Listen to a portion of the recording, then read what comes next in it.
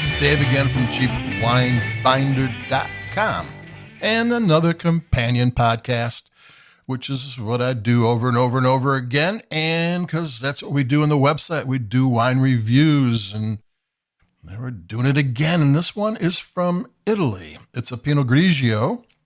It is called the Tiefenbrunner Pinot Grigio. It's from the Dolomite Mountain area of Trentino-Alto Adige, which is the way up in the northern part of Italy. In this area, most of the towns have German and Italian names, and people were as likely to speak German as they do Italian. It's way up there in the Alps. The Dolomites are, this is a Tiefenbrunner is been around since 1848 or something like that. And they're in the foothills of the Dolomite Mountains, which, from what I can tell, is one of the most beautiful spots on earth. And it's an IGT wine. That area doesn't get DOC or DOCG regulations. In Italy, they have rules and regulations for making wine. That's the DOC wines, the DOCG wines. IGT still has rules and regulations, but they're looser. They don't make as many wines. It has to be a wine that is representative of the region, but it doesn't have to follow these very, very strict rules. And so that's a good thing, especially when we're talking about inexpensive Pinot Grigio.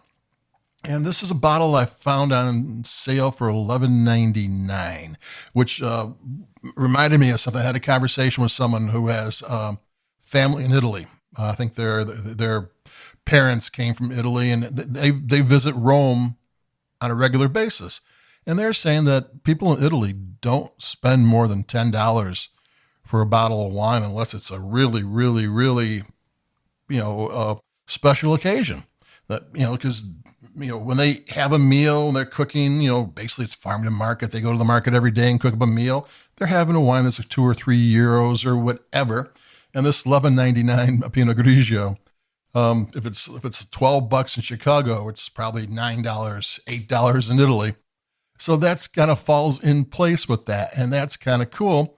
And that's something that, reminded me, a lot of Americans don't have that mindset that, it's only that much money. It can't be very good. Where in Europe, it's like, why are you spending more? If I'm having a very, very special occasion, I'm going to buy a very special wine. But today we're going to have a meal, and this is the wine we use, and it's $6 or $7, whatever the euro conversion is. And I'm going to have a sip of this because this is actually a really flavorful Pinot Grigio. Now, I used to have a issue with Pinot Grigio wines, which I'm going to get to after I take a sip.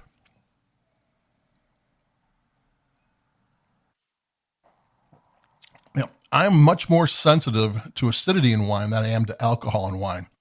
Back in the days of crazy Australian Shiraz, there would be Shiraz with 17.5% alcohol, which wouldn't bother me at all. It wouldn't affect me not affect me, but I couldn't on the palate taste any more than a 12.5%. Some people I know, oh, that's hot, but I never got that feeling. But an acidic wine would bother me. I would, it would burn. It wasn't a pleasant experience. And Pinot Grigio, especially back in the day, not so much anymore. I've had a string of really good Pinot Grigios in the last few years, would be acidic.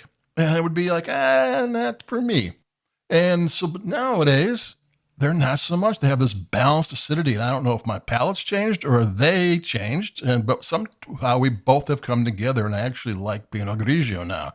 And one of the wonderful things about Pinot Grigio, it's all the kind of the delicate flavors it has. Nothing stands out. It just has these really cool citruses, sometimes, ripe pear and apple, and maybe some soft spice. Little salty thing, maybe a little bit, not too much tropical, but some kind of, maybe a juicier kind of fruit. They've always had these very delicate flavors, and and they had layers of it too. That's one thing good acidity does, is allows the wines to unfold, and you get these layers of flavors unfolding on your palate, which is kind of a fun thing. And the one thing I got to keep on looking at it because of the Tiefenbrunner. When I'm thinking Italian wine, I don't normally think of German names, but this region will have German names. And like I said, it's been there since 1848. So obviously they belong there. And so this is a very tasty, well-made, not all that expensive Pinot Grigio. And it's going to have another sip because it's in my hand. I'm looking at it, so I might as well drink it. It's got really good mouthfeel.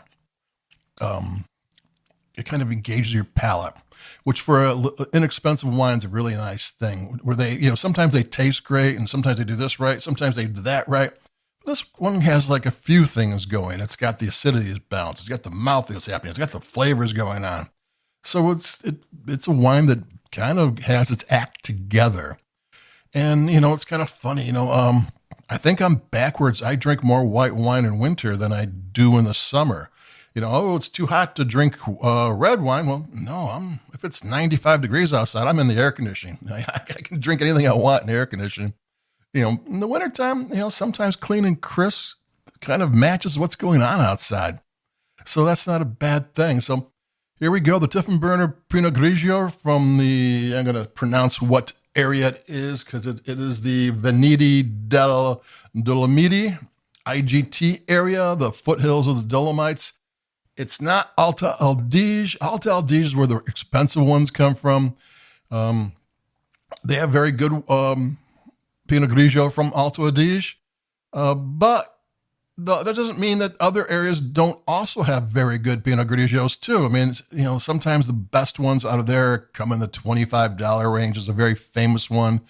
Santa Margherita, which is $18, $19. Very, one of the, that's without Santa Margherita, you wouldn't know Pinot Grigio exists. They put it on the map, but it is a more expensive region, but just because one region is well known and famous doesn't mean that the other ones are lacking in any way or their wines are lacking in any way. That's just, a lot of what we know about wines comes from, sommeliers who are working for restaurants or people writing for magazines. And those are for restaurants and collectors and that type of thing. And that's the kind of wines that those magazines talk about, especially in the Pinot Grigio. You're talking about Alto Adige. But you're just drinking a wine on a Tuesday for dinner. You don't need Alto, though it's good. I mean, if you can find a good one, buy it. But these other wines are perfectly good for that and taste great. This wine is a really well-made, delicious wine. I mean, yeah, the Alto Adige got a better name, and it's a DOC or a DOCG wine. And this one's an IGT. It's like the third level, not the top level. But I don't care about what level it is, as long as it's good.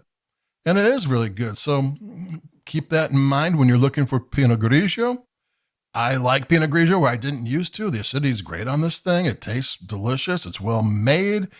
And I'm very happy to be drinking Pinot Grigio in January.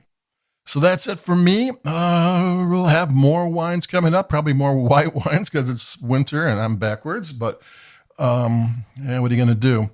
So keep it cheap, over and out, and adios. This is Dave. I'll be talking to you in a couple of days. Bye-bye.